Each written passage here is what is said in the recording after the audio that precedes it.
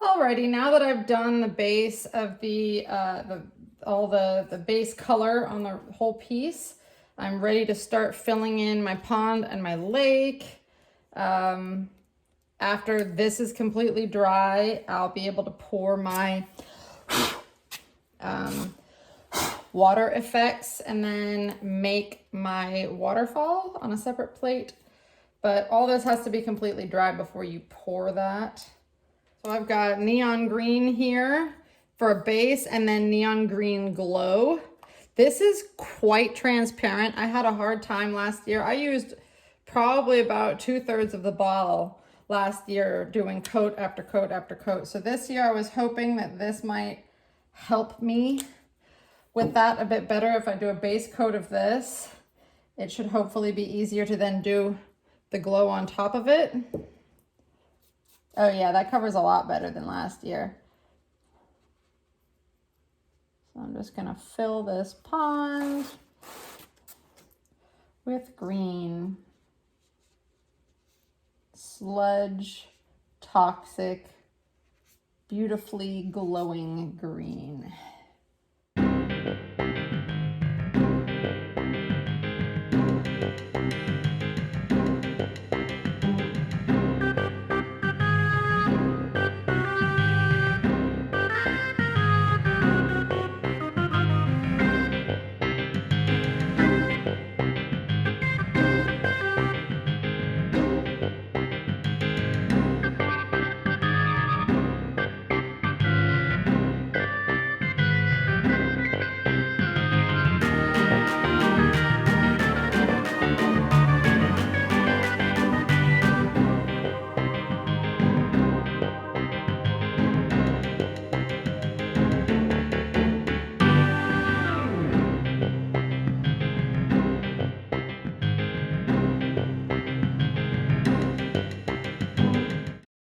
Okay, while all this green dries before I'm ready for another coat, I'm gonna go ahead and measure how tall my waterfall is gonna be.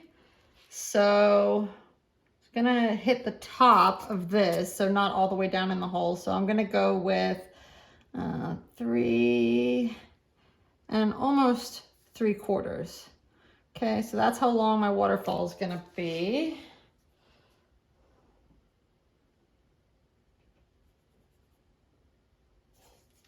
Let's see. Yeah.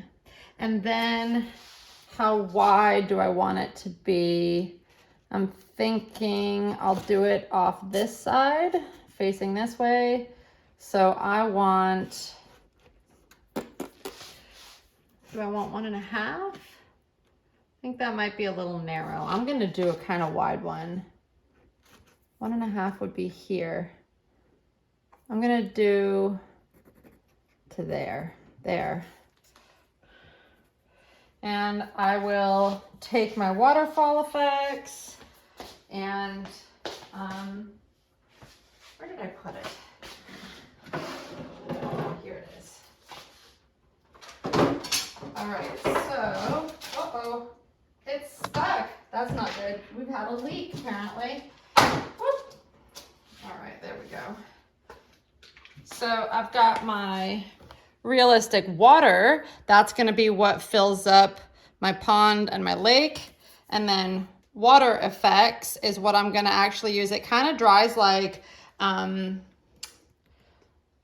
it's rubberish. So what is it called? Hot glue gun. So this almost dries like hot glue gun. It will dry clear and then you can paint it with the white peaks for splashing and things like that. So this is what I'm gonna make my rubbery waterfall with. And then when I'm done with all the painting, it has to be completely done and completely dry. Then I will pour in my realistic water, and that needs at least 24 hours to dry. So I've got at least another day left, but if I just keep coming back and getting all this stuff done, I might be able to pour my realistic water before bed tonight. But in the meantime, I'm gonna go upstairs and make my water effects, waterfall, and that just goes on a porcelain plate. And at least that'll take overnight to dry as well. All right, there's my water effects, waterfall poured with the length and width that I wanted, and then I took a toothpick and I made it kind of stringy because obviously with water going down, I want it to show that. And then when it's completely dry, which will take at least 24 hours, when it's totally clear and no longer opaque, then I can go back and paint some of the peaks and troughs white. And then I'll paint the back glow in the dark so that it has that neon green look like the rest of the lake and water. All right, now I'm going to add a little bit of glitter here and there. And I'm gonna do some dry brushing on some glue and then pour the glitter in those areas that I end up getting some glitter on.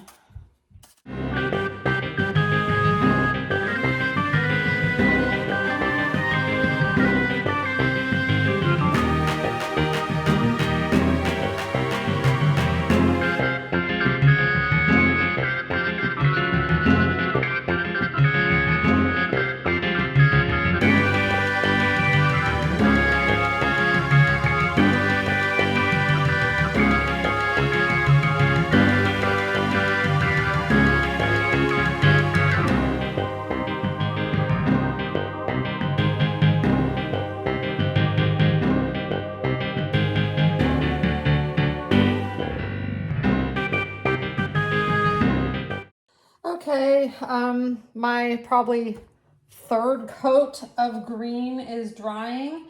I put some glitter on and that's now drying.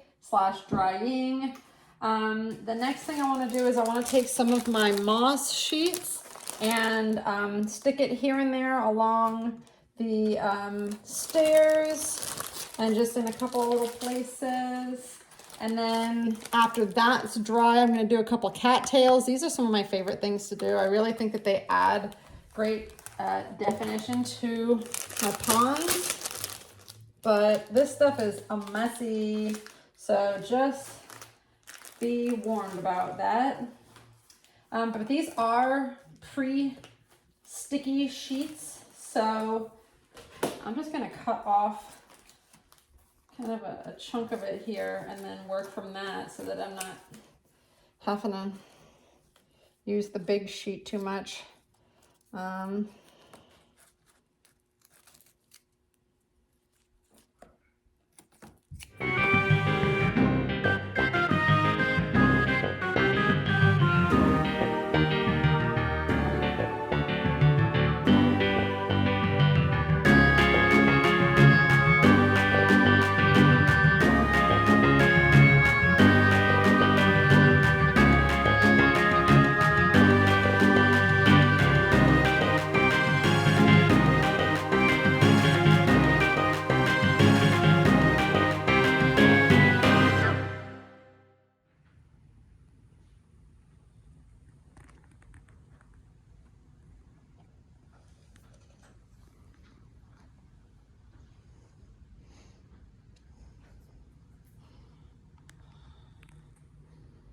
Now we're going to pour the water effects, the realistic water.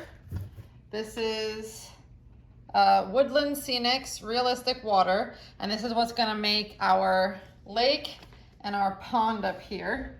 I've set some rocks and some cattails where I want them to go.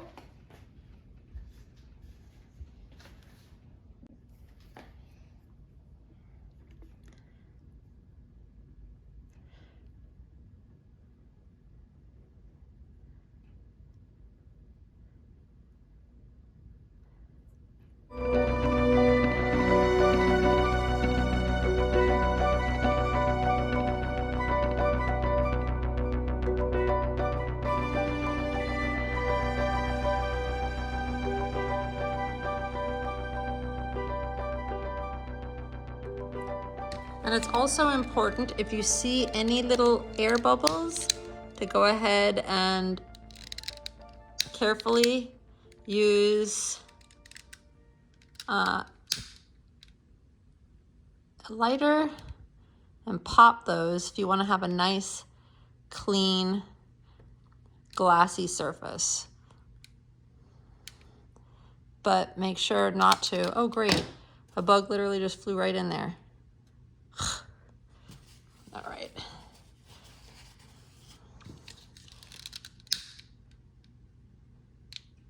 Yeah.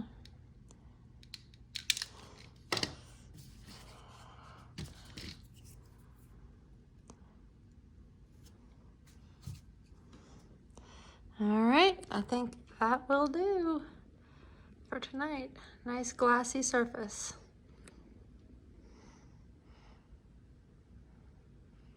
Yep, no bubbles.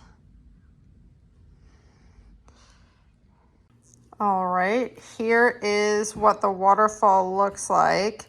Just very gently and slowly peel it up off the plate. It is a little bit stretchy, which is convenient.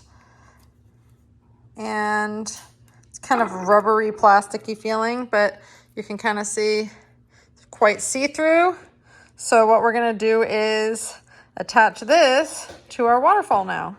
All right, so here I have my completed waterfall. It's dry. I painted the back with the glow in the dark, and it does glow quite nicely. And then I painted the tips and the peaks with white. So now what we're going to do is take our water effects and glue it to top of this.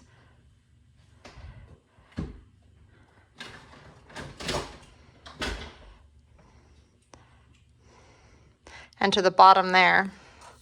I'll show you what it looks like when I'm done.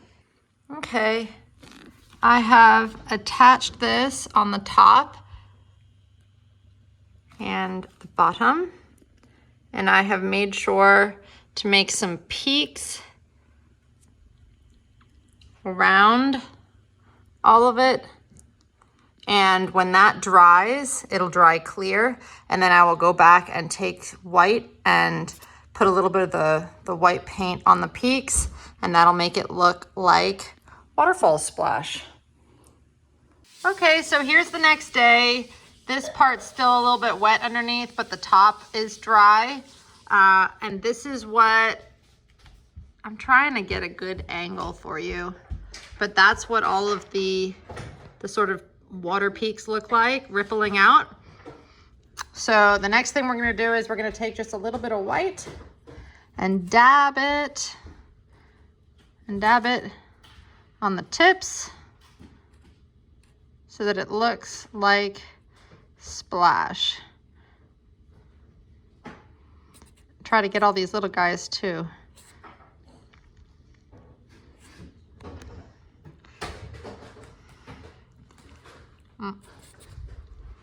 There you go, just on the tips, and get the little ones that are coming out here, these little areas too, so that they become a little more noticeable.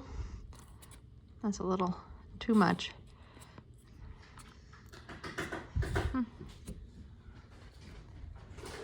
All right, so there is your waterfall.